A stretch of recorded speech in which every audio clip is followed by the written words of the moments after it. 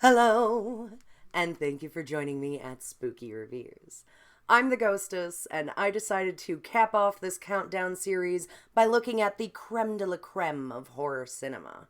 I want to look at the ones that people really put time, energy, effort, and most of all, money into. I want those big budgets, A-list names, and even some Oscar wins. Some people might argue that these movies don't count because of how many different genres can claim them, but they all hold their own in the horror section. They're high quality, high acclaim, and highly recommended. So, without further ado, here are the 13 most prestigious horror movies of all time. Let's begin the countdown with Number 13, Sleepy Hollow, 1999. Tim Burton adaptations starring Johnny Depp are very hit or miss for me, but I really do love his take on the Headless Horseman tale, turning the Washington Irving short story into a supernatural murder mystery romance. It really committed to this New England Gothic aesthetic, with a hint of Hammer horror and signature Tim Burton touches, that helped it take home the Oscar for Best Art Direction. It also stars Christina Ricci, with Christopher Walken cameoing as the head of the Horsemen. It's a highly recommended, stylish, and sophisticated little flick. And if you're brave enough to cross that bridge, you're in for a smashing good time. Number 12, Jurassic Park, 1993.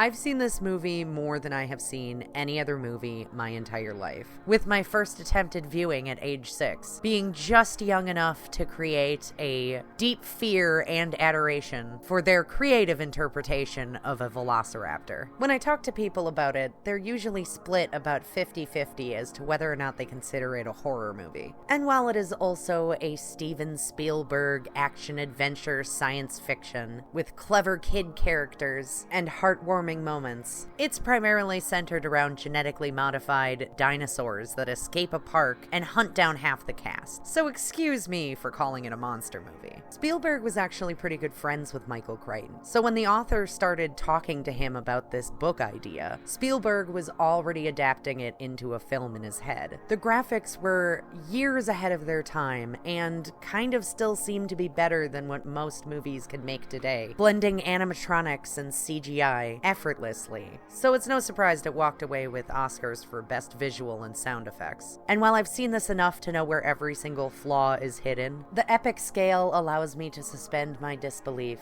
and enjoy everything that's unfolding. Being a box office smash obviously lent itself to increasingly disappointing sequels, but the original holds a huge place in my heart, and a respectable entry on this list.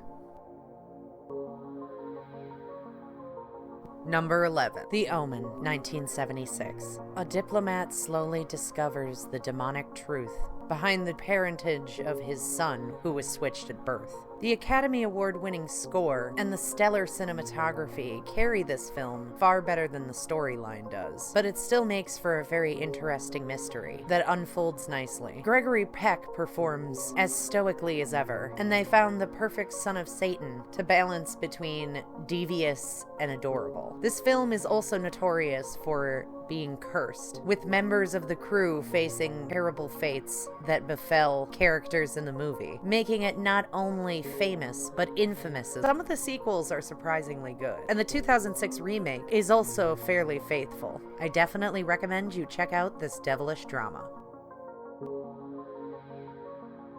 Number 10, Rosemary's Baby, 1968. This satanic, suspenseful thriller is an atmospheric wonder. It earned a Best Supporting Actress Oscar for Ruth Gordon, playing Rosemary's culty, creepy neighbor, the main face to the seemingly endless mob of manipulators who maneuvered their way into Rosemary's life in order to control her. However, one of the more disturbing aspects of this movie has less to do with the film itself and more to do with who made it. Rosemary's Baby, a film that features a heavily pregnant woman being chased around by cult members who have broken into her home, was directed by Roman Polanski, and a little over a year after it came out, his wife, Sharon Tate, would be brutally murdered when she was 8.5 months pregnant by Manson family cult members who broke into her home. It's sheer coincidence, but incredibly unsettling. Not to mention the lead, whose actor husband spends the film gaslighting her about the true nature of his relationship with their child, and readily admits to being a sexual creep, is played by Mia Farrow, whose ex-husband, notorious creep Woody Allen, is married to their adopted daughter. And if you're going to talk about Hollywood creeps taking advantage of children, you also have to talk about Roman Polanski. And I'd be lying if I said that that real-world creep factor didn't detract from my enjoyment of this film. But in case you don't have 136 minutes to spare, I do recommend the film Lyle, a queer version with a very similar storyline that's about half the runtime and unfortunately about half the style. But if you've got the time, Rosemary's Baby is still a breathtaking masterpiece in mood, and is one of those films that cinema fans just have to check out. Number 9. The Exorcist, 1973.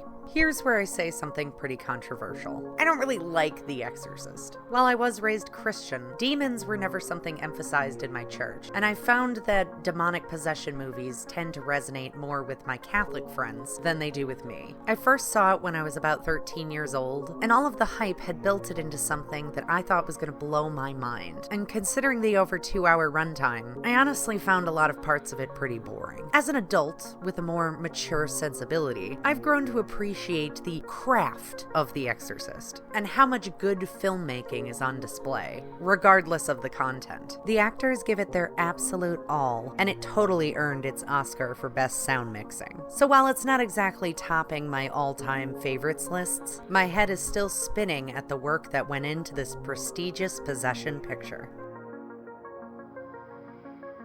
Number 8. Shutter Island, 2010.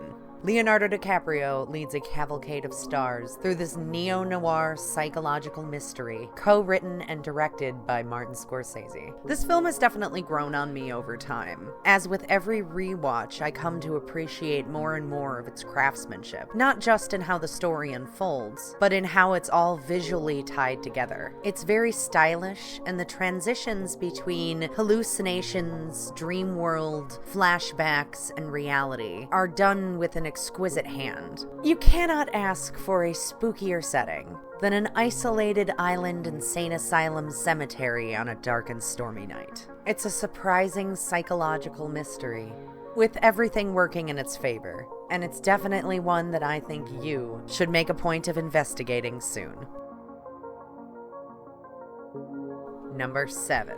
Wait Until Dark, 1967. After a photographer agrees to carry an item of unknown importance across the border, criminals manipulate the man's recently blinded wife in attempts to retrieve it. It's riveting and incredibly intense. An edge-of-your-seat thrill ride that has you biting your nails, hoping that Audrey Hepburn will be all right in the end. Her performance in particular is very impressive, earning her an Oscar nomination for Best Actress. And even though she didn't take the trophy home, she deserves all the applause. You can tell by the staging that this was based on a play, as it spends most of its time in a single set, and a bit more tell than show when it comes to the story. A lot of the thrills comes from the audience knowing more about the peril the protagonist is in than she does. And by the time she is aware of it, you're on the edge of your seat hoping she can outmaneuver her attackers in time. So if you've never set your eyes on this feature, don't keep yourself in the dark any longer. Number 6. Misery, 1990. Kathy Bates took home all the Best Actress accolades for her chilling portrayal of the ultimate obsessive fan in this Stephen King adaptation directed by Rob Reiner. The snowy Colorado setting provides a palpable sense of isolation, leaving James Caan's writer character at the complete mercy of his all-too-devoted caretaker. It does a wonderful job selling you on his helplessness, as his so-called rescuer steadily reveals herself to be more and more unhinged. And it has so many tense near misses that I have to remind myself to exhale. It's a celebrity's worst nightmare, and a cock-a-doodle doodle of a good time. Number 5. Parasite, 2019.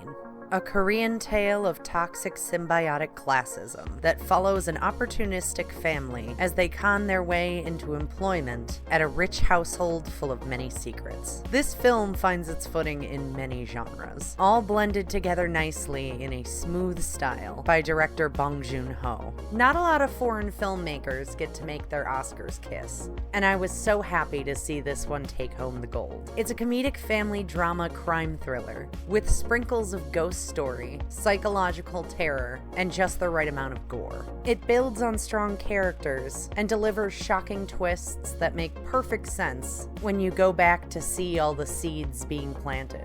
It's definitely one you have to watch closely, because it's not always clear what's hiding within. Number 4. The Silence of the Lambs, 1991.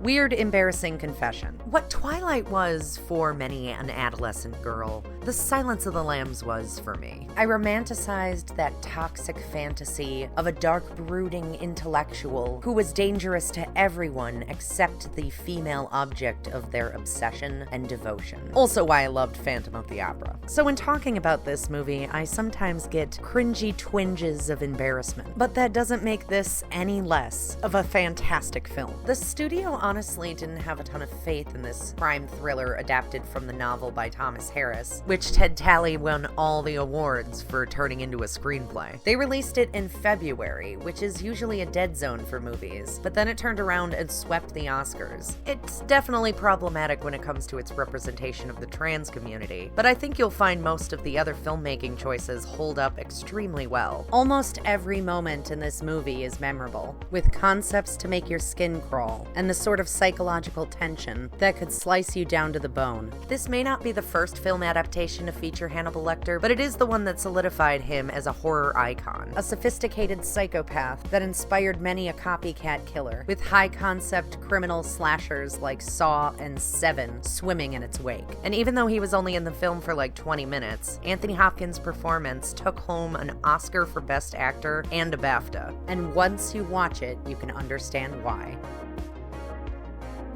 Number 3. Black Swan, 2010. Pressures of perfection prove perilous to a young prima donna, portrayed passionately in Natalie Portman's Oscar-winning performance. Darren Aronofsky has a talent for making psychological breakdowns into riveting cinema, blending fantastical hallucinations with real-world traumas, and I understand why this won Best Picture and Best Director. Centered around a production of Black Swan, it shows the psychological unraveling of a character trying desperately to fit into a mold that meets everyone's expectations of her, even when those idealized selves are in conflict. Using a showgirl-style understudy drama, it explores the paranoia of being replaced, romantically, professionally, and even supernaturally. It all comes together in a gorgeous package, with deeply disturbing imagery and a heartbreaking sense of social isolation. It's darkly twisted and unhinged, while still being a stunning spectacle that makes for a fascinating character portrait I highly recommend. Number 2. Psycho, 1960. Master of suspense Alfred Hitchcock directs one of the most iconic films ever made. He's a notorious prick, but the man understood cinema and went the extra mile to make this into a masterpiece. It is so ingrained in our film lexicon that those sharp strokes on the violin are all you need to picture someone getting stabbed in the shower. I actually watched the Gus Van Sant 1998 remake side by side with the original ones, pausing one or the other so that the lines and scenes match up better. And it really is a dedicated shot for shot. Unfortunately, all of the differences are the things that stand out for the worst. It has insane wardrobe decisions from color to style, and adding zipper and fapping sound effects to the scene where Vince Vaughn's Norman Bates is spying on Marion through the wall. It was nominated for 4 Academy Awards, and even though it didn't win anything, it has since been hoisted on the shoulders of time and paraded around as Alfred Hitchcock's greatest and as one of the most celebrated horror movies of all time. And here are a few more prestigious picks that didn't quite make the cut.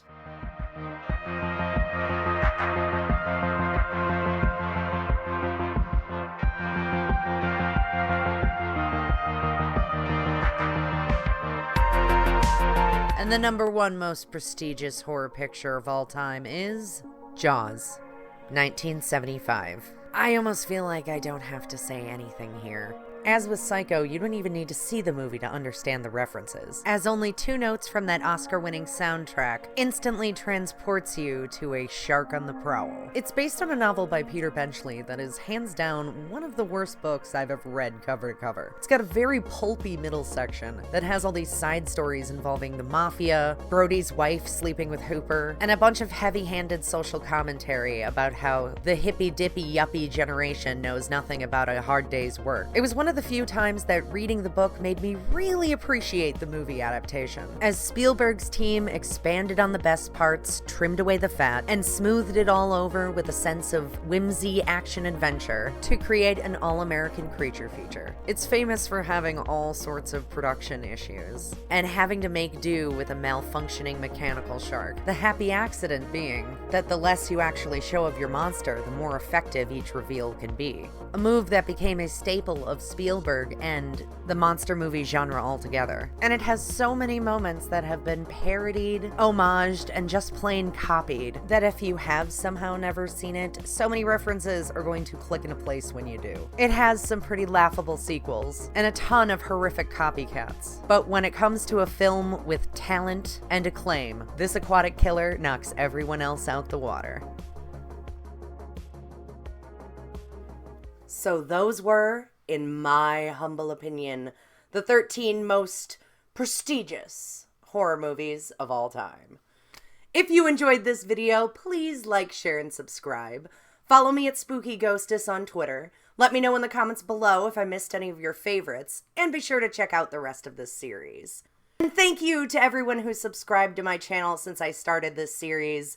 It's been extremely touching to see people interested in what I have to say about horror. I'm gonna try to keep up this momentum and bring you another post every week, so join me next time for another spooky review. See you then, and boo for now!